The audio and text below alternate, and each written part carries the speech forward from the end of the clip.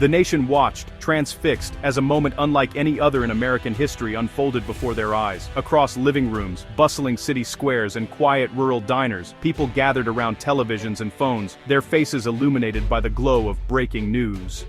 The air was thick with anticipation, as citizens from every walk of life sensed that something extraordinary was about to take place. The Supreme Court, a symbol of justice and the rule of law, became the stage for a historic event. News vans lined the streets, reporters jostled for position, and the world's eyes turned to Washington, D.C., as the highest court in the land prepared to hear testimony that would reverberate far beyond its marble columns. On this day, destined to be studied in textbooks and remembered in family stories, First Lady Melania Trump took her place at the witness table. Never before had a First Lady been called to testify under oath before all 9 justices of the Supreme Court. Her presence alone was a powerful statement, a reminder that history is shaped not just by presidents, but by those who stand beside them. Melania Trump was not a passive observer. She was thrust into the center of a case that would test the very boundaries of presidential power and the government's authority to seize assets tied to alleged wrongdoing. The stakes were immense, and the eyes of the nation, and the world, were upon her. For more than 11 grueling hours, Mrs. Trump faced a relentless barrage of questions from both sides. She sat upright, composed, and unwavering, refusing to invoke the Fifth Amendment or claim spousal privilege. Her willingness to answer every question, no matter how probing, set a new precedent for transparency at the highest levels of government.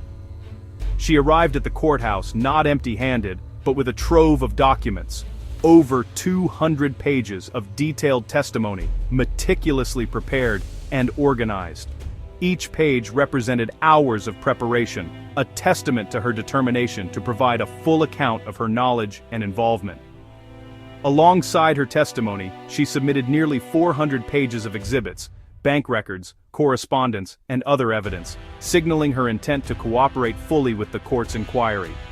The sheer volume of material underscored the seriousness of the proceedings and the gravity of the questions at hand. The atmosphere in the courtroom was electric, charged with tension and expectation. Justices leaned forward, lawyers whispered urgently, and every word was recorded for the historical record. As Mrs. Trump spoke, she described not only the financial transactions under scrutiny, but also the personal toll the investigation had taken on her and her family. There was a moment of profound silence as she recounted the instant she realized she was entangled in something far more serious than routine business. Her voice, steady but tinged with emotion, conveyed the weight of responsibility she felt, not just as a wife, but as a citizen called to account before the nation's highest court. In the end, Melania Trump's testimony served as a stark reminder that in America, no one, no matter how powerful or prominent, is above the law. Her words echoed through the halls of justice, a testament to the enduring principles of accountability and truth that define the nation. Melania Trump's path to the witness stand began months earlier, in the shadow of a sweeping special counsel investigation that had already sent shockwaves through the highest levels of government. The investigation, launched amid mounting public pressure and relentless media scrutiny, was tasked with unraveling a complex web of financial dealings and potential misconduct that reached into the heart of the White House. As rumors swirled and speculation mounted, few could have predicted that the former First Lady herself would become a central figure in the unfolding drama. Federal indictments and asset freeze orders had been issued against several key associates, signaling the seriousness of the probe. Yet, despite these aggressive legal maneuvers, a series of appeals and procedural delays slowed enforcement, creating loopholes that allowed suspicious financial transfers to slip through the cracks. Behind closed doors, investigators grew increasingly frustrated as millions of dollars moved between shadowy accounts, seemingly just out of reach of federal authorities. The special counsel's team, undeterred, followed the money trail across borders and through layers of shell companies. Their persistence paid off when they uncovered a sophisticated network of offshore accounts, some registered in distant tax havens. What truly stunned investigators, however, was the discovery of Melania. Trump's signature, authorizing several key transactions, documents that would become pivotal evidence in the case. Melania's legal team mounted a fierce defense, challenging the subpoena on the grounds of executive and spousal privilege. They argued that compelling her testimony would set a dangerous precedent, threatening the privacy and independence of the presidency itself. The legal battle escalated rapidly, drawing in constitutional scholars and igniting heated debate across the nation. Ultimately, the Supreme Court intervened, recognizing the extraordinary gravity of the evidence and the unprecedented nature of the case. In a rare and dramatic move, the justices bypassed the lower courts entirely, demanding Melania's direct testimony.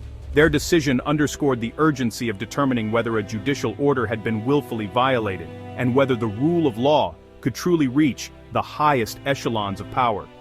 The resulting subpoena sent shockwaves through Washington, setting the stage for a historic confrontation that would grip the nation.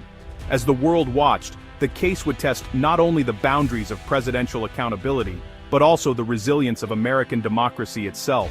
On the stand, Melania Trump described routinely signing financial documents at the request of family lawyers, believing them to be standard business, but she revealed evidence of 17 wire transfers, totaling $847 million, sent to offshore accounts just days after a federal freeze order. She recounted her shock upon discovering discrepancies in early January, realizing she might be implicated in illegal activity. Instead of confronting her husband, she sought independent legal counsel, who warned her of potential criminal exposure. Their advice: cooperate fully. Her decision to comply with the subpoena set in motion the dramatic disclosures that followed. The turning point in the investigation arrived unexpectedly, when Melania Trump herself took the extraordinary step of voluntarily submitting Exhibit K to the court. This document was no ordinary piece of evidence. It was a transfer authorization form, bearing her unmistakable signature, and dated just days after the asset freeze order had been issued. The form, meticulously filled out, left little doubt about her direct involvement in the transaction. For investigators, it was a rare moment of clarity, in a case otherwise shrouded in secrecy and conflicting accounts. But what truly set this submission apart were the handwritten notes Melania attached, scribbled on the margins of a notepad, during a late-night conversation with her husband. The notes included chilling phrases such as, "told not to worry," and "was told court order doesn't apply to us." These words, hastily written yet deeply revealing, offered a rare glimpse into the private assurances and rationalizations that had guided their actions. The notes suggested a calculated disregard for legal boundaries, and hinted at a culture of impunity within the inner circle. This evidence painted a stark and unsettling picture of a first lady who, rather than acting independently, appeared to be used as a pawn in a much larger scheme. Her solemn expressions at public events now took on new meaning, as the documents revealed she'd been reassured repeatedly that their actions were above the law. The image of Melania as a passive participant, manipulated by those around her, began to emerge with startling clarity. Legal experts were quick to seize on the significance of these revelations. Many described the combination of the signed authorization and the handwritten notes as a smoking gun, a piece of evidence so compelling that it cut through months of speculation and denial.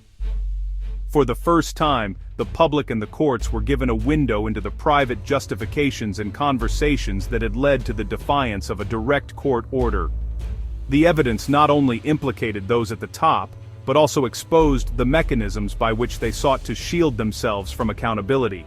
By choosing to offer up potentially incriminating evidence, Melania Trump dramatically shifted the narrative. No longer was she simply a figure under suspicion. She had positioned herself as a whistleblower, someone willing to expose the truth, even at personal risk. This bold move redirected the focus of the investigation away from her own culpability, and toward those who had orchestrated and justified the scheme from behind the scenes, forever altering the course of the case. The Supreme Court responded within hours, issuing an emergency order to seize the disputed assets. Federal agents moved swiftly, freezing $1.2 billion in properties and accounts, including Mar-a-Lago, Trump Tower, and the Bedminster Golf Club. The fallout was immediate. The special counsel filed criminal referrals against the lawyers behind the transfers, leading to dramatic arrests. 2 attorneys intercepted at Teterboro Airport, a third surrendering later that day. All were denied bail as flight risks. The legal drama escalated, with the next phase set to unfold in federal court.